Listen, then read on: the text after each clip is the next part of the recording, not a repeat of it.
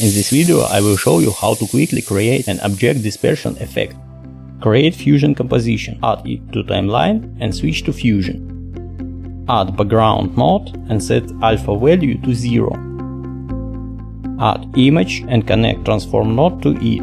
Adjust object size. Connect p-image emitter node and p-render node. These nodes are responsible for creating particles. In the style section of the p-image emitter node, select blob.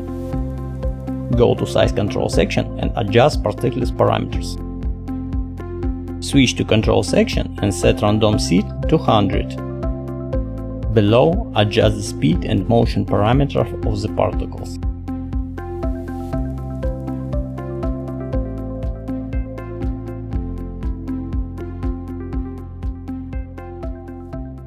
To learn even more about capability of DaVinci Resolve, don't forget to subscribe to channel.